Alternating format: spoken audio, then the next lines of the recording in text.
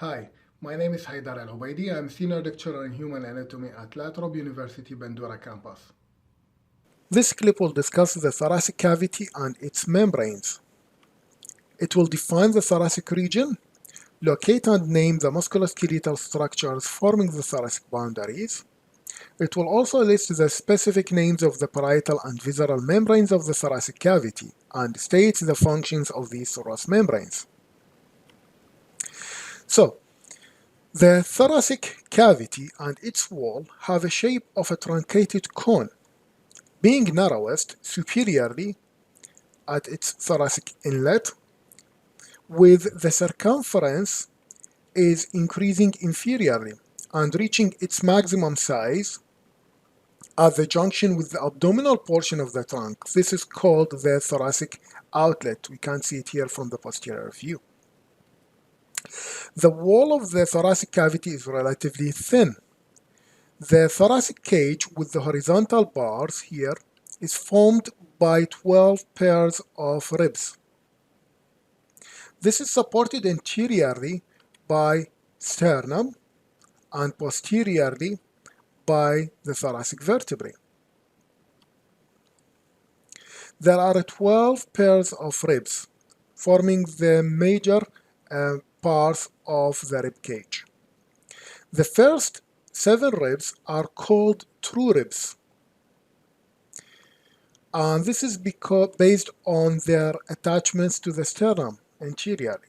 So the true ribs attach directly into the sternum via their costal cartilage, while rib 8, 9, and 10 are called false ribs because they attach into the sternum via the 7th costal cartilage. Rib 11 and 12 are floating because they do not attach anteriorly into the sternum. The sternum, also called breastbone, it consists of 3 main components: the manubrium superiorly, the body, the middle part here, and the xiphoid process inferiorly. If you look into the lateral view of the sternum, you can appreciate the facets for articulation with the first 7 ribs. The manubrium articulates with the body at an angle. See this angle? This angle is called sternal angle. This is an important anatomical landmark because lateral to this angle, you can see the second rib attached, and it gives us a way of counting the ribs. In addition, behind this angle, you can appreciate the tracheal bifurcation into the right and left bronchi, main bronchi. So if you feel the jugular notch on your body on the top of the manubrium and slide your fingers all the way till you feel the transverse ridge, this is the sternal angle, move laterally, and you should be able to palpate the second rib. And from there, you can continue counting the rest of the ribs. The thoracic vertebrae forming the posterior vertical supports of the ribs. From the previous workshop, we discussed typical features of the thoracic vertebrae based on their body, spinous processes, transverse processes, and articular facets. For example, we knew that there are specific articular facets on the body of these thoracic vertebrae to articulate with the head of the rib, and also there are some articular facets on the transverse processes to articulate with the tubercle of the ribs. You will need to identify the rest of the important typical features based on these main headings. Post your answer to this question on the discussion forum. The muscles of the thoracic wall can be generally divided into 2 layers. The outer layer, made from the external intercostal muscle, and this is A representing external intercostal, this is a lateral view. So external intercostal start from the rib above and directed anterior-inferiorly into the rib below. So contraction of external intercostal is important to elevate the ribs during inspiration. The inner layer is made of a perpendicular fibers of other muscles called internal intercostal. The internal intercostal arises from the rib below and directed anterior-superiorly to attach into the rib above. So contraction of the internal intercostal is important to depress the ribs during expiration.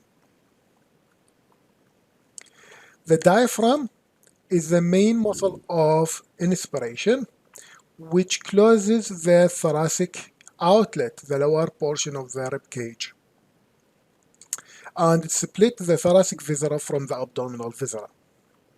However, it has three main openings which permit passage of some structures.